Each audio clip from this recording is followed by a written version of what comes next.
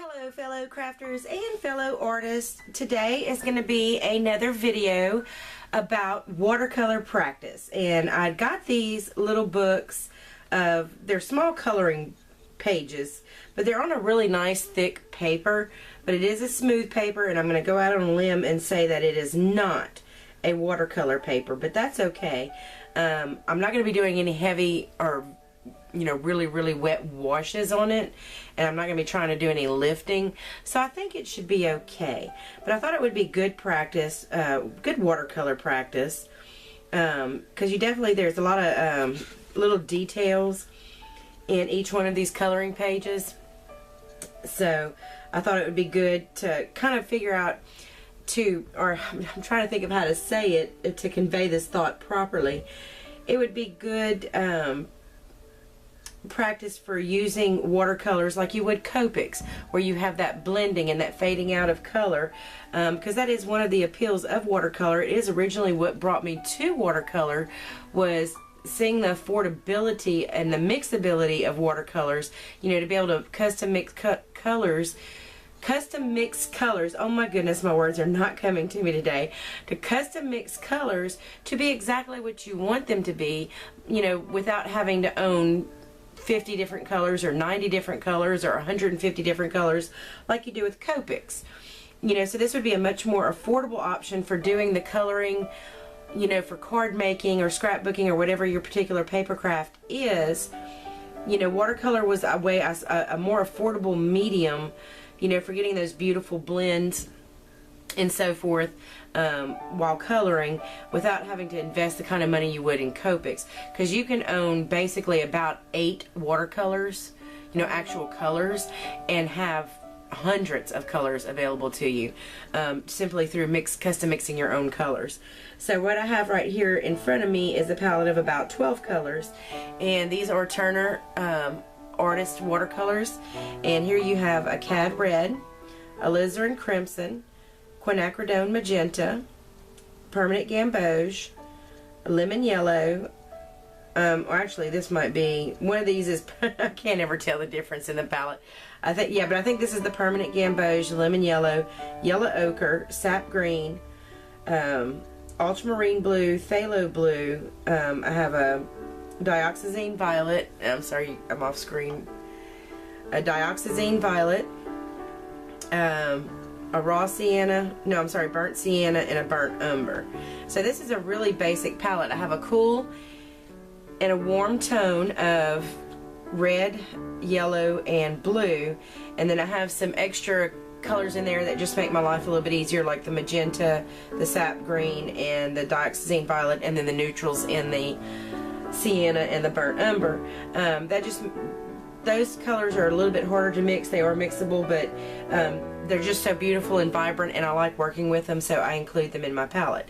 But anyway, so I bought these little books last year from scrapbookingmadesimple.com, and they're from hot off the press, and they're coloring pages, but like I said, they were really thick pages, and I thought I would make cards with them last year, and then they didn't come in time for that, and it would have been too much of a rush, and yada yada yada.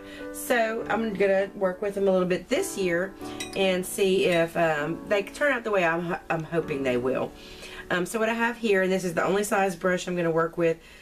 For the most part, I might use a little bit of a bigger one when I try to fill in the background, but for the most part, because of the tininess of the areas that I'm working in, I'm going to use this number 4 round brush, and this is a Creative Mark Rhapsody Round Kolinsky Sable brush, and it comes to a really nice point, and it's good for getting in tight little areas, but it will hold a decent pigment load in this part of the brush.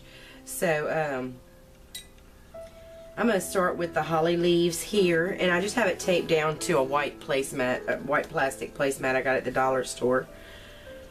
And for that, I'm going to pick up my sap green, and I already spritzed my, I do let my colors dry in the palette to make them like cakes, and then I just spritz them with a spray bottle of water just to activate them. And I do want a fairly heavy concentration of color because of the technique that I'm going to be practicing today. And the beauty of it is if it doesn't come out exactly the way I planned, it is just a coloring page. No harm, no foul. But yeah, I'm getting the control I was looking for with this brush, so that's a good thing.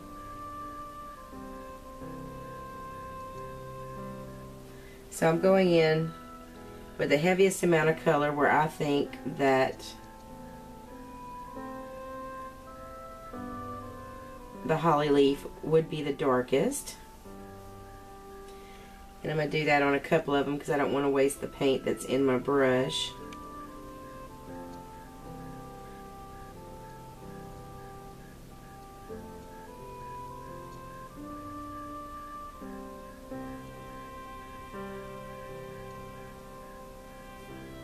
I said this brush does hold a fairly decent pigment load even though it is quite small.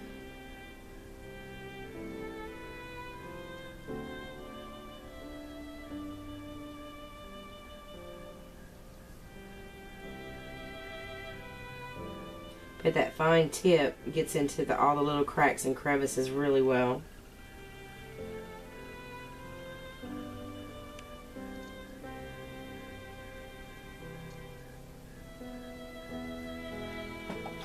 And I'm going to pick up a little bit of the phthalo blue and go in and make it even darker where there's shadowy areas.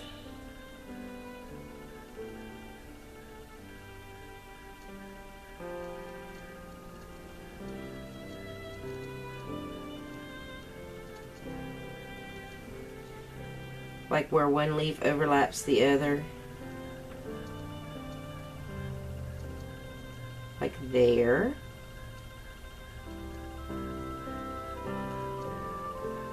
And there, and then maybe around the holly berries.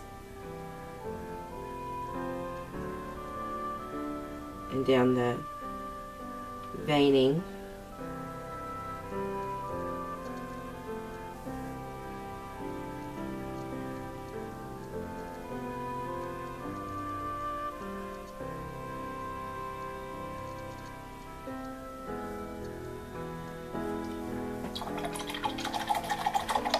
I'll rinse my brush off really well.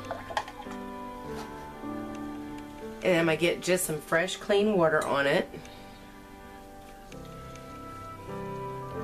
And then just pick up some pigment and drag it up and fade it out.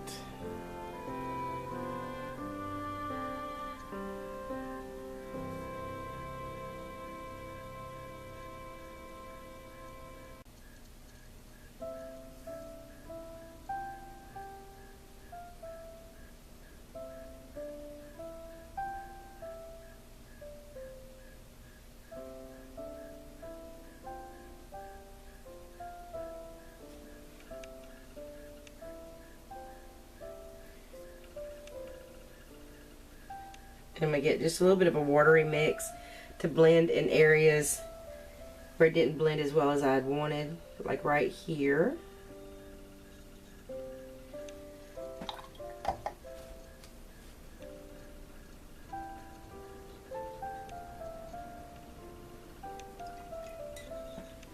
Again, get a damp brush, not terribly wet. Let me do this leaf next.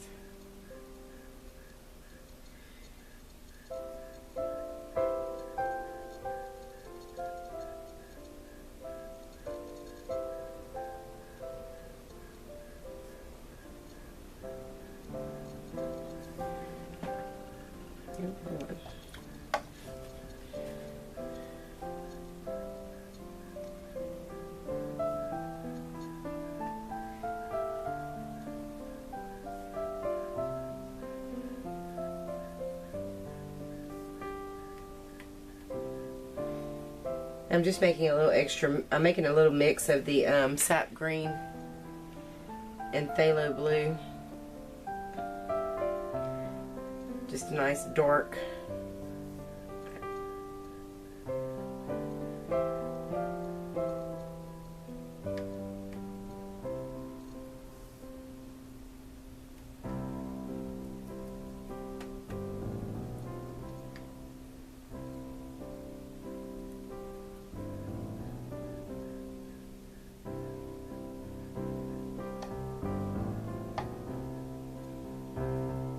Just put a little bit more water in it. It was kind of thick.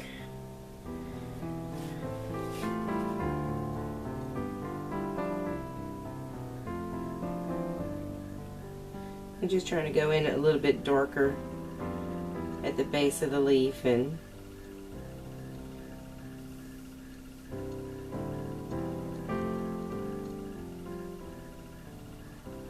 but I don't want to lose my highlight.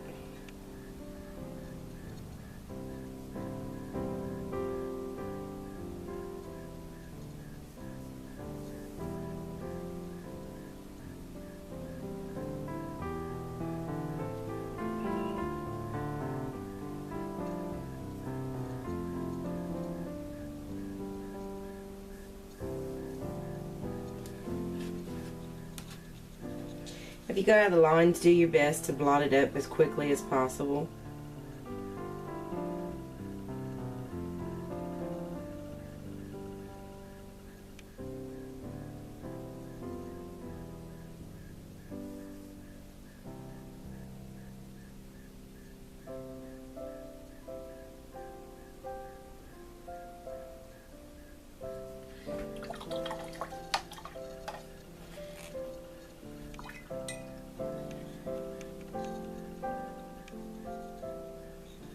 And now I'm just going in with a damp brush to blend that out.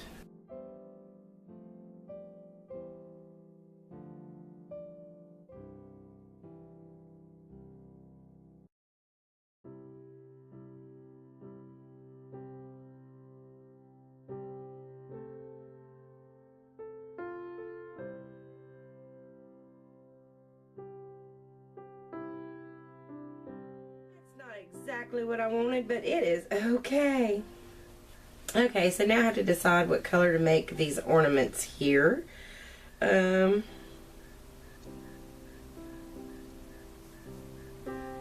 this is all about practice, so I think I'm going to stick with this phthalo blue.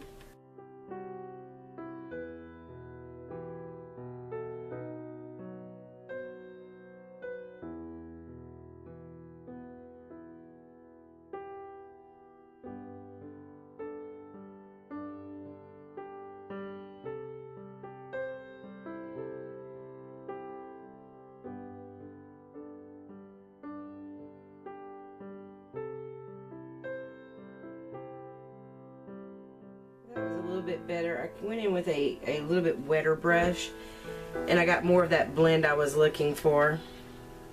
Let me do the same thing again on the bottom,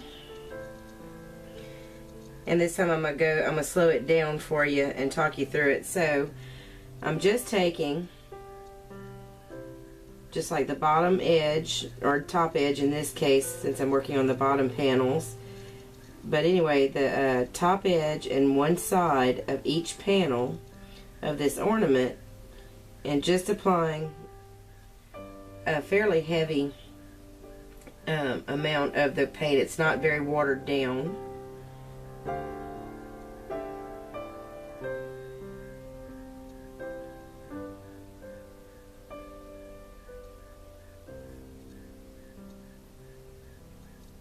And the nice point on this brush is making that fairly easy.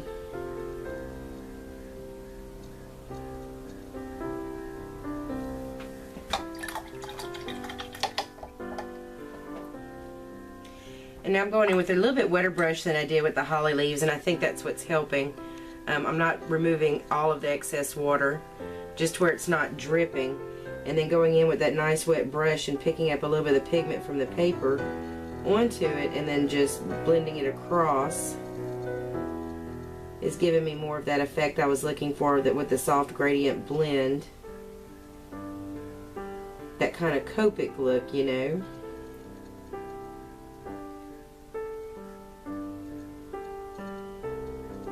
And I have, if you see a little green lizard run across this camera, or across my project here, I have a little green lizard. I live in the country, so this is not an unusual sighting for us to have little lizards occasionally in the house. But it is fascinated with my paints, and it is stalking my paint palette right now. And you see, I kind of, You see me doing that with my brush occasionally.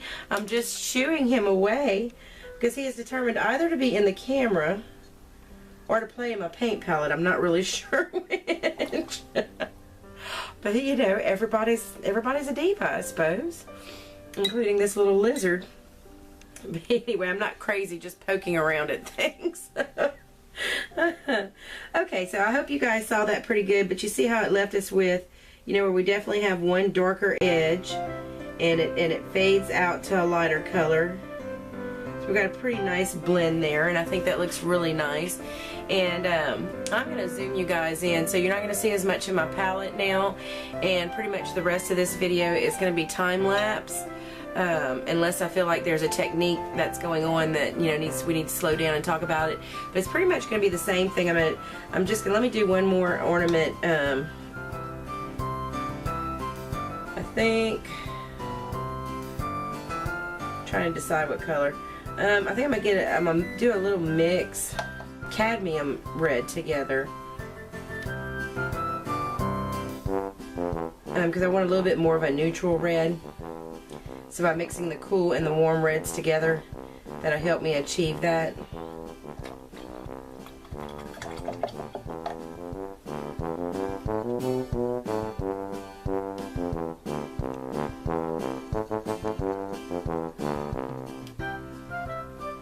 Yeah, just a nice, it's giving me a nice pretty Christmas red, and that's what I was looking for. So that's perfect. Perfect, perfect, perfect. So I've got a little bit too much pigment on my brush, so I'm just going to pat it between the ferrule and the bristles, and that'll help remove some of the pigment load. And so same thing, I'm going to just choose one side. I think I'm going to do the bottom. I might still have too much pigment on here. Let me remove a little bit more, and I'm just kind of tapping my brush, or I'm not sure the proper terminology, just against an edge of my palette. Here comes that lizard again. Oh my goodness. But I just want a really light pigment load on here, but I do want it to be dark, so I have a fairly inky mixture of the two paints. And if I want to make them even darker, all I would have to do is just add just a little bit of green to them, and that would darken them up even further.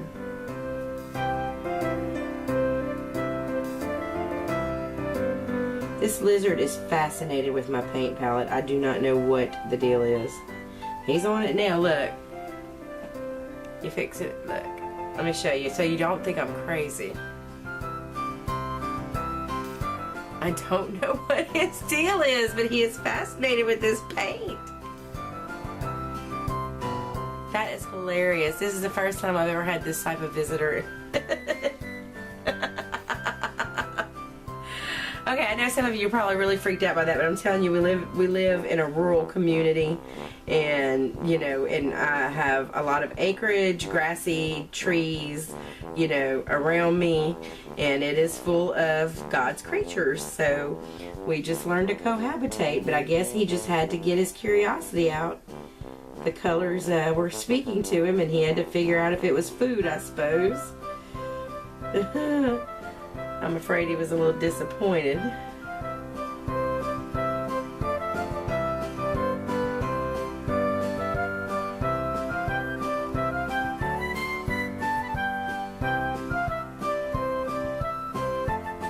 But he was determined to do it, no matter how many times I shoot him away.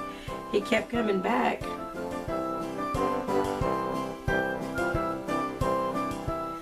Okay, now let's do that one more time. I'm going to get fresh, clean water. I have two paint buckets here. I have a rinse bucket and I have a clean water. And so I'm just going to put that wet brush into the pigment and then pull it out. I don't think my brush is wet enough.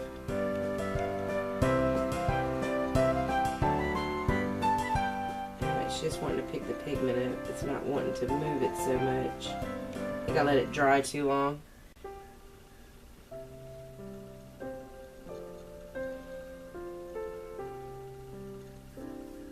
I got the area wet, so I'm just going to flow some color into it and let it be what it's going to be.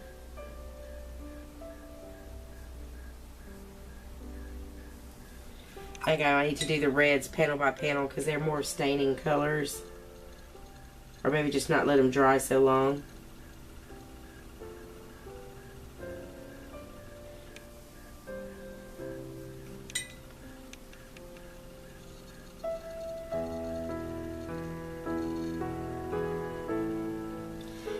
That lizard's coming back around. I guess it just didn't get its curiosity fill. That's funny. Alright, and I'm going to flow a little bit more color in here because it got really faded out on me, and that wasn't quite what I was wanting to do. I'm just wanting it to represent a highlight, which will give it dimension.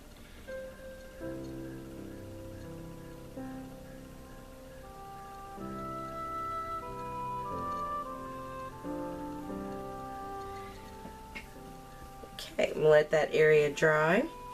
And I'm gonna darken this mixture up by adding just a little bit of our green to it.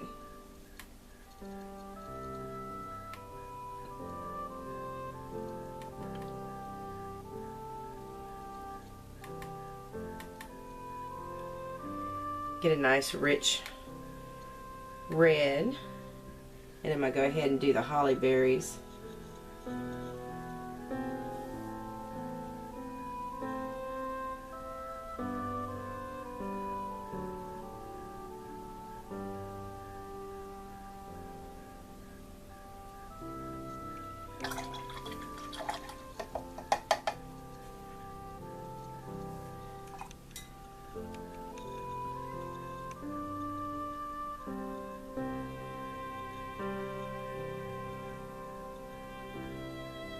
I'm kind of getting the same results on the holly berries, so I think I need to go in and richen up the color a little bit.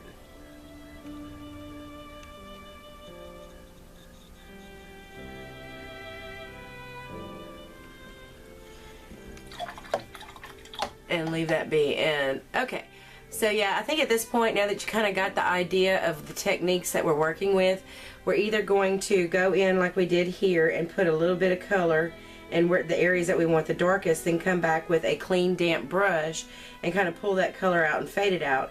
But with colors that aren't wanting to cooperate quite so well with that, what we're going to do maybe is wet the area slightly at first, just damp, not overly wet, because again, I don't think this paper is going to take overly wet very well, and then flow the color in. That daggum lizard just jumped on my leg, scared the devil out of me. Anyway, dampen the area first and then flow color in one area and let it fade out that way. So I'm just going to continue doing that, but I'm going to go ahead and put it in a time-lapse mode so that you guys don't have to sit through that entire process. And I'm going to zoom you in so maybe you can see a little bit better. So you're probably not going to be able to see the palette of color anymore, but that's okay because you'll be able to see what's going on here better.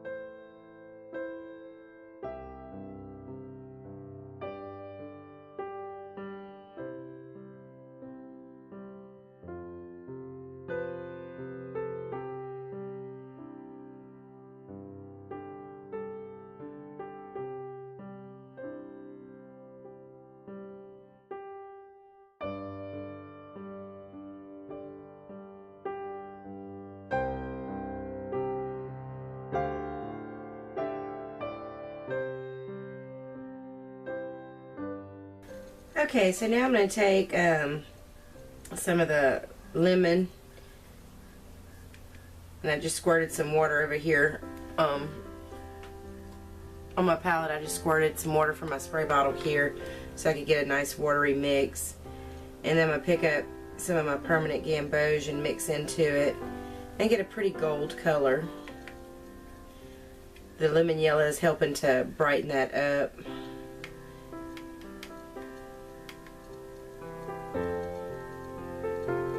I think I got too much water. It's not quite as inky as I'd want it to be.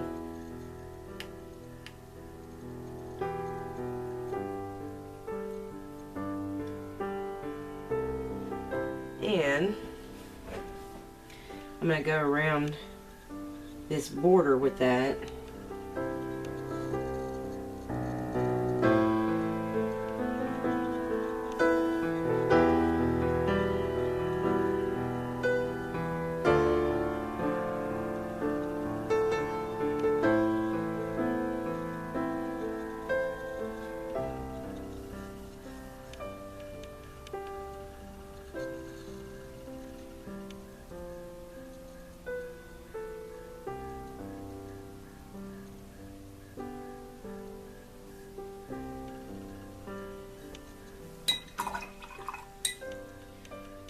And again, I'm just going to use a wet brush.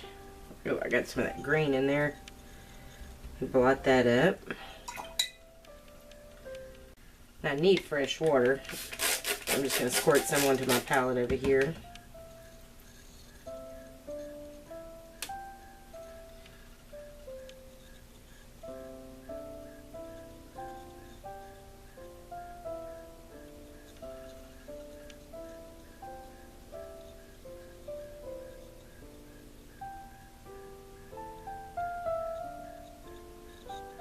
And kind of like we were doing with the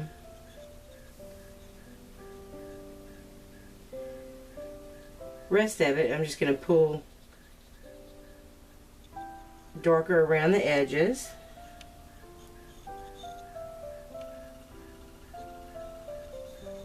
And then getting lighter going into the center.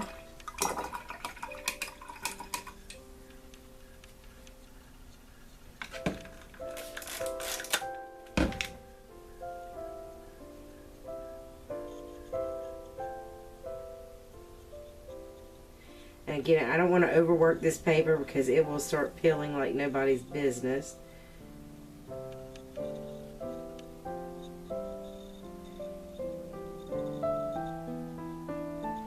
I think I'm just going to kind of wet the area, not terribly wet, but just wet the area around the ornaments. And then drop some of this color mixture into that wetted area.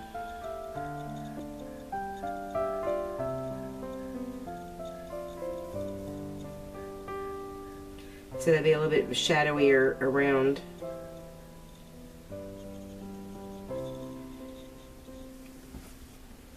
The ornaments themselves.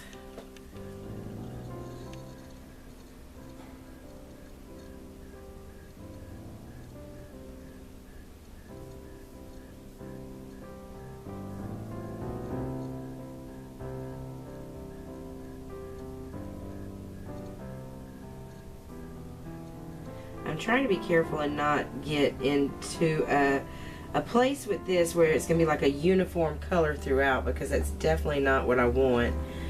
I want the variation of color.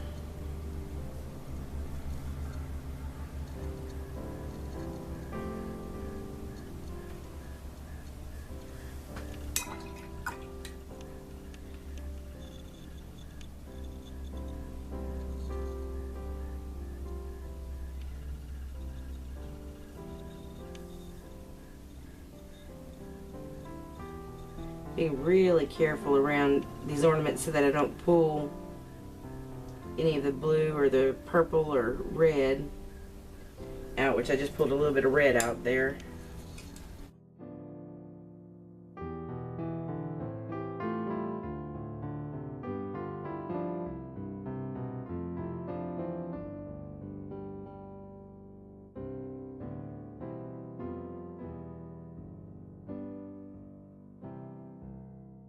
And I'm just going in with a wet brush and kind of catching the edges of that shadowy part and just fading it out so that it didn't have harshness around it.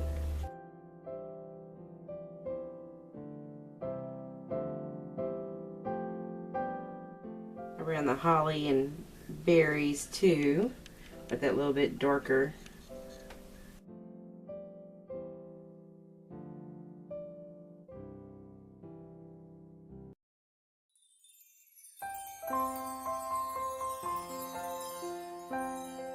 There we go, a very lovely little Christmas picture, hand watercolored. It's got depth and dimension.